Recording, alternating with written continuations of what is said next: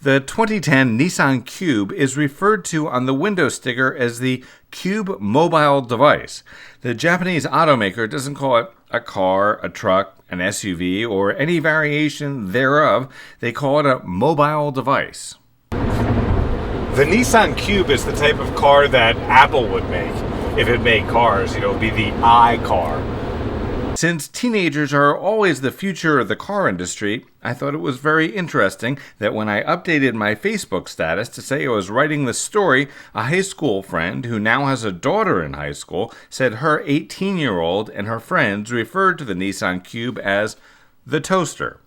Now, I don't know whether toasters are cool or not, but Nissan should find it gratifying that teenagers even notice their mobile device enough to make up a nickname for it. From the dashboard that looks like it had an odd bikini wax to the rear end, which is intentionally asymmetrical, the Cube is clearly meant to stand out from the crowd. Speaking of standing, the interior of the Cube has more headroom than just about any passenger vehicle I've ever driven.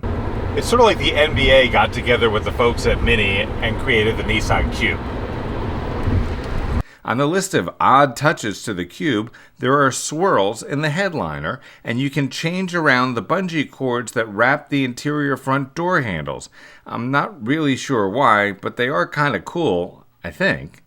The shag carpeting on the dash is to hold your phone or iPod in place and to remind you that you're not in a generic economy car. As a matter of fact, even though Nissan is one of the largest automakers in the world, there's nothing generic about the Cube, which is probably part of its earth shoe charm. This is very cool. It's the only car I've seen that has a cup holder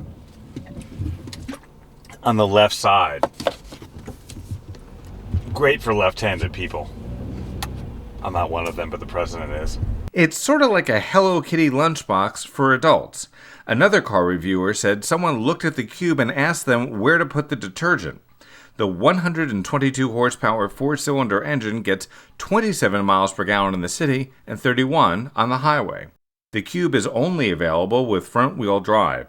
Interestingly, the Cube actually gets better mileage with its CVT automatic transmission than with the manual. Normally, a manual transmission gets better gas mileage. I'm guessing it's because the CVT, which stands for Continuously Variable Transmission, is somehow more efficient than us mere mortals with a clutch and a stick. The Cube with the CVT gets you from 0 to 60 in about 9.7 seconds. The horn on my 10-speed was louder. My major complaint with the Cube was that its horn was so anemic that in New York City traffic, a honk from the Cube sounded like a beep, which sounded dangerously like a polite suggestion, which just doesn't do much for you in Manhattan when you really need to warn someone of danger. In this case, the danger was me, with a green light heading straight for the jaywalking pedestrians who were texting while listening to their iPods and crossing against the light in front of me. Luckily for them, I stopped anyway. I don't know if they couldn't hear me because the horn is so meek or if they just chose to ignore me. I mean, it is New York where don't walk signs are just a suggestion anyway. By the way, aftermarket horns can be really fun and much louder. Just be careful not to overload your electrical system. I once bought an aftermarket horn that was so powerful it blew out the headlights every time I honked. I put in a stronger fuse.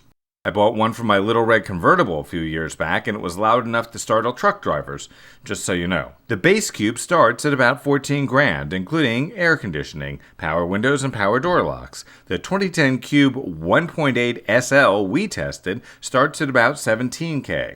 Loaded with lots of cool stuff, including the smart key, iPod interface, backup camera, and a Rockford Fosgate subwoofer, the Cube we drove came out to a little over $20,000. That's a lot of money for a toaster, but a bargain for a mobile device that doesn't look like every other EconoBox.